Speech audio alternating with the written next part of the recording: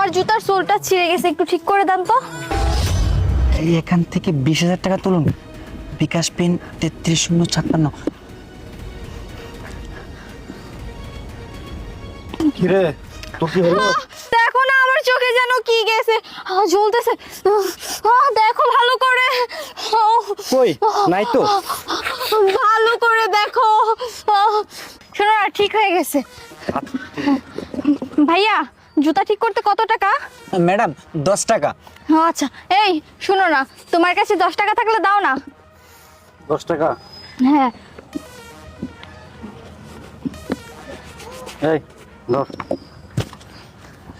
আচ্ছা ম্যাডাম। আচ্ছা ভাইয়া ঠিক আছে, চলো।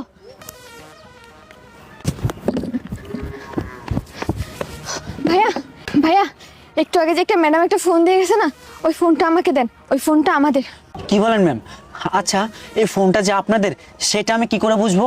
ভাইয়া ফোনটা সত্যিই আমাদের, আর আপনার যদি বিশ্বাস না হয় তাহলে আমি ওই ফোনের বিকাশ পাসওয়ার্ডটা বলছি।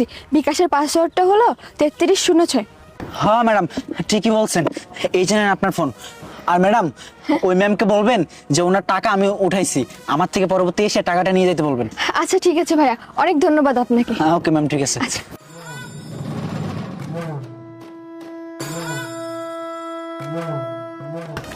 এই শোন, আমি এখন তোর অফিসের সামনে চলে আইছি। তুই এখন অফিসের ভিতরে ঢুকবি, ঢুইকা তোর ফোনটা নিয়ে আইবি। আমি তোর ফোনটা চেক করে দেখবো তোর ফোনে টাকা আছে কি নাই। ম্যাডাম এই যে আপনার ফোন, অফিসে ফেলে আসছিলেন। দেখেছো, তোমাকে বলেছিলাম যে আমার ফোনটা আমি অফিসে রেখে আসছি, তারপরেও তুমি বিশ্বাস করলে না। এই নাও ধরো, দেখো আমার বিকাশে কয় টাকা আছে।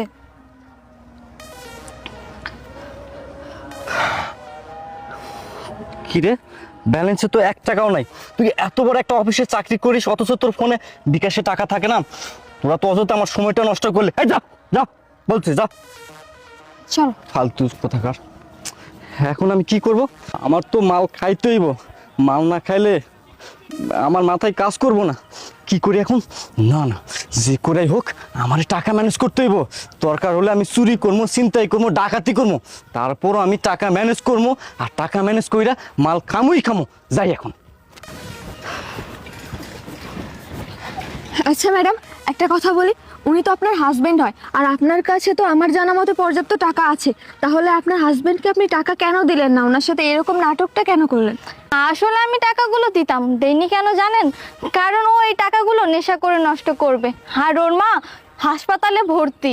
ওই টাকাগুলো আমি রেখেছিলাম ওর মার চিকিৎসা করার জন্য। আর ও এতটাই খারাপ যে ওর মার চিকিৎসার টাকাগুলো নেশা করে নষ্ট করতে চায়।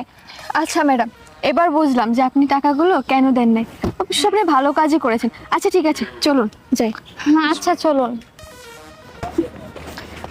ভাইয়া হ্যাঁ আপনাকে ধন্যবাদ, আপনি আমার অনেক বড় একটা উপকার করেছেন। এই উপকারের কথা আমি কখনো ভুলবো না। আচ্ছা ম্যাডাম সবকিছু বুঝলাম, কিন্তু একটা কথা বলেন তো, আপনার পাশে যে লোকটি ছিল ওইটা আপনার কি হয়? ওইটা ওইটা আমার হাজবেন্ড। আচ্ছা ম্যাডাম ওইটা যদি আপনার হাজবেন্ড হয় তাহলে আপনি এই কাজটা কেন করলেন? টাকাগুলো ওনাকে না দিয়ে আপনি আমার কাছে কেন রাখতে বললেন? শুনতে চান? তাহলে শুনেন। এই দাঁড়া, তোকে আমি কতবার বলবো তোর কাছে যে 20,000 টাকা আছে ওই টাকাটা আমাকে দে। তোমাকে কতবার বলবো যে আমার কাছে কোনো টাকা নেই? এই তুই কি আমাকে বলত পাইছিস? তুই আমাকে যা বুঝাবি আর আমি তাই বুঝবো। আমি স্পষ্ট নিজের কানে শুনেছি তুই আমার মার সাথে কথা বলতেছিলি হসপিটালে। আজকে তোর অফিস তুই শেষ করে তোর কাছে যে 20,000 টাকা আছে সেই টাকা তুই আমার মাকে হসপিটালে পৌঁছে দিবি। আরে হ্যাঁ, আমি তো মাকে বলেছিলাম অফিস থেকে ফেরার পথে টাকা দিয়ে আসবো, কিন্তু আমি অফিসে যাওয়ার আগেই টাকাটা দিয়ে দিয়েছি। এখন আমার কাছে 1 টাকাও নেই। এই শোন, তোর এই কথা আমি বিশ্বাস করি না। তোর ফোন দে, আমি ফোন চেক করব, তারপর আমি বিশ্বাস করব। ফোন ফোন তো আমি অফিসে রেখে আসছি। আচ্ছা ঠিক আছে চল, আমি তোর সাথে অফিস পর্যন্ত যাব। আমি অফিসের নিচে দাঁড়ায় থাকবো, তুই তোর ফোন আনবি, তারপর আমি চেক করব, তারপর তোর কথা সত্য না মিথ্যা আমি যাচাই বাছাই করব। চল। আচ্ছা ঠিক আছে চলো। হ্যাঁ দাঁড়াও। কি হলো? এই আমার জুতা মনে হয় ছিঁড়ে গেছে।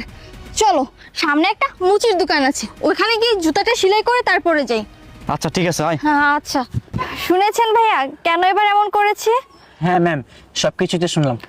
আচ্ছা ম্যাডাম যাই হোক, আপনি কোনো চিন্তা করবেন না, আপনার টাকা আমি আপনার নাম্বারে পাঠিয়ে দিচ্ছি। হ্যাঁ আচ্ছা ঠিক আছে ভাইয়া, আপনাকে ধন্যবাদ। Okay ma'am.